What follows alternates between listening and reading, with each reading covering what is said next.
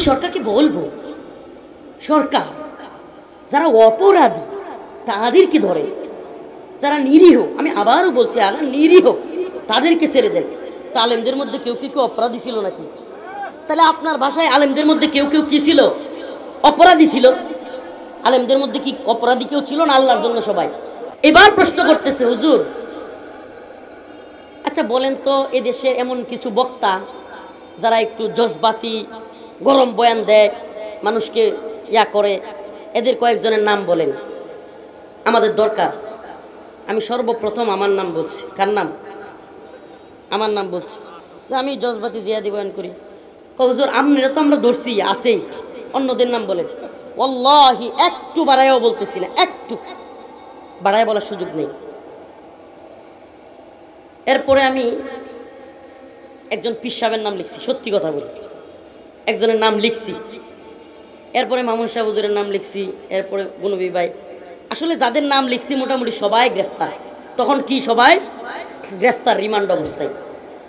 তো আল্লাহি একটু বাড়ায় বলতেছি না, আবারও কসম করে বলতেছি, আমি একটু চালাকি করছিলাম যে ওনাদের ব্যাপারে অনেক কিছু শুনি, আচ্ছা একটু দেখি তো। আমি সব নাম লেখার পরে গুনবী ভাই, হারুনিজার ভাই, উসামা ভাই, কিংবা জুনেদ আল্লাহ সাহেব, মামুন সাহেব হুজুর, সবার নাম লেখার পরে হঠাৎ করে জিজ্ঞেস করতেছে, হুজুর প্রথমে যার নাম লিখছেন উনি কে? আমি বলছি কেন চিনেন না? আমি বলছি অমুক দলের নাইবে আমির সাহেব। ওয়াল্লাহি কসম, 1 ইঞ্চি যদি বাড়ায় বলি, আল্লাহর কসম, আল্লাহ যেন আমার উপরে, এজন্য এই কথা যদি তুহমত হয়ে থাকে, আমার উপর আল্লাহ আযাব আসে, এতটুকু বলতেছে। সাথে সাথে লাল কলম দিয়ে কেটে দিছে, সাথে সাথে লাল কলম দিয়ে কেটে দিছে। শুধু কেটেই দেয় নাই, আমি যখন জিজ্ঞেস করলাম কি, উনি তো সবচেয়ে গরম কথা বলে, পারলে হাসিনার একবার কাপড় খুলে ফেলে, তো উনার নাম কাটছেন কেন? হুজুর এটা বুঝবেন না। কি বলে? এটা বুঝবেন না। এখনো যারা মনে করেন যে আমরা সব, আজকে কি দেখলেন আপনারা? ফরিদ উদ্দিন মাসুদকে আল্লামা বানানোর জন্য যারা তৈরি, হাসিনা চলে যাওয়ার পরে যারা ফরিদ উদ্দিন মাসুদকে বড় বুজুর্গ দাবি কইরা তার বিরুদ্ধে বললে চোখ উপড়ায় ফেলবে, টানা ঘেরাও করবে, এই অবস্থানগুলো দেখতেছেন।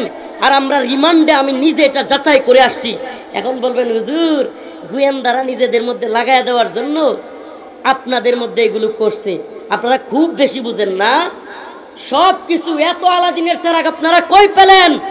আমরা ইনায়া বিনায়া কথা বললেও গ্রেফতার হই, আমরা এদিক সেদিক করে অনেক আলেম কমেন্ট করলে গ্রেফতার হয়, আর হাসিনার কাপড় খুলে নিলেও কেউ গ্রেফতার হয় না। আপনারা আমাদেরকে বোকা বুঝান না, এত বোকা বুঝায়েন না।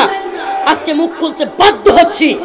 আপনারা যদি এখনো পর্যন্ত আলেমদের বিরুদ্ধে বিশুদ্ধার আর এই নাস্তিকদের পক্ষ অবলম্বন থেকে বিরত না থাকেন, এই জালেমদের সহযোগী কারা ছিল বুঝবার চেষ্টা করেন। বারবার তাদের সহযোগী হয়েও কারাগারে যেতে হয়নি কাদের। আজকে সেই জালেমদেরকেও শায়েস্তা করার সময় এসেছে।